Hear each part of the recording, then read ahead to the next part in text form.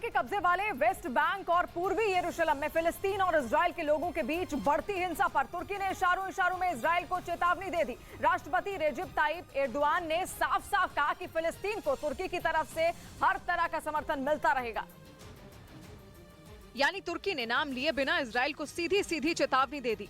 उसने जता दिया कि अगर इजराइल के कब्जे वाले इलाकों में फिलिस्तीन के लोगों पर हमले होते रहे तो इजराइल और तुर्की के रिश्ते में दरार पड़ सकती है और इतना बड़ा रिस्क इजराइल नहीं उठा सकता, क्योंकि तुर्की और इजराइल के रिश्तों पर बीते एक दशक से भी ज्यादा वक्त से बर्फ जमी थी और पिछले साल ही दोनों के बीच बड़ी मुश्किल से राजनीतिक रिश्ते बहाल हुए हैं। लेकिन इस बीच एक दिन पहले फिलिस्तीन के राष्ट्रपति ने एर्दोआन को फोन मिला दिया और तुर्की के राष्ट्रपति ने भरोसा दिया कि चाहे तुर्की इजराइल के साथ अपने रिश्ते दोबारा शुरू कर चुका हो, लेकिन वो फिलिस्तीन से अपनी दोस्ती बिल्कुल भी नहीं भूला है।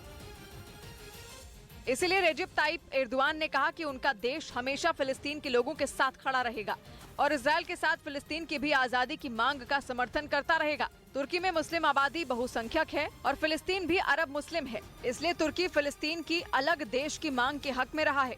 वहीं इजराइल एक यहूदी देश है और फिलिस्तीन के साथ उसका बरसों से जमीन का विवाद है। हालांकि इजराइल से भी तुर्की के अच्छे रिश्ते रहे हैं, लेकिन रेजिप ताइप एर्दोआन फिलिस्तीन के कट्टर समर्थक हैं।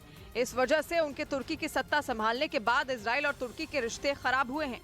उधर अजरबैजान में ईरान के पूर्व राजदूत ने आर्मेनिया और अजरबैजान की जंग का ठीकरा इजराइल पर फोड़ दिया। उन्होंने आरोप लगाया कि ईरान से दुश्मनी निकालने के लिए इजराइल उसके पड़ोस में आग लगाने में लगा है, ताकि ईरान को उसके पड़ोसियों की लड़ाई में उलझाकर इजराइल मौका देखते ही उस पर वार कर दे।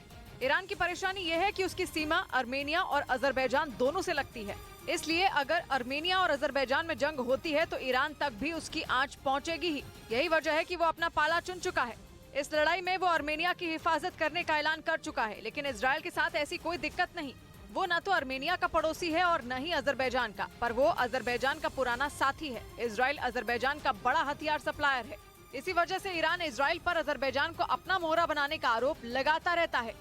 इधर जम्मू कश्मीर के कठुआ में अंतर्राष्ट्रीय सीमा के पास धमाके के बाद तलाशी अभियान तेज कर दिया गया। सर्च ऑपरेशन के लिए पुलिस ने FSL यानी फॉरेंसिक साइंस लेबोरेटरी की टीम को बुलाया, जिसने घटना वाली जगह पर चप्पे चप्पे की तलाशी ली। तलाशी अभियान में खोजी कुत्ते और ड्रोन कैमरे की भी मदद ली गई। इस दौरान पाकिस्तान सीमा से करीब 3 किलोमीटर पहले सन्याल पुलिस चौकी के पास खेतों में एक ग्रेनेड मिला, जिसे जांच टीम अपने साथ ले गई। अर्ली मॉर्निंग 6:30 बजे एक लाइव ग्रेनेड भी सीज किया गया है। पुलिस के मुताबिक बुधवार रात 9:30 बजे के करीब विस्फोट की सूचना मिली, जिसके बाद तुरंत बम निरोधक दस्ते के साथ पुलिस की एक टीम धमाके वाली जगह पर पहुंच गई। रात में ही पुलिस टीम ने सर्च ऑपरेशन शुरू कर दिया। बताया गया कि विस्फोट इतना जोरदार था कि इसकी गूंज दूर तक सुनाई दी।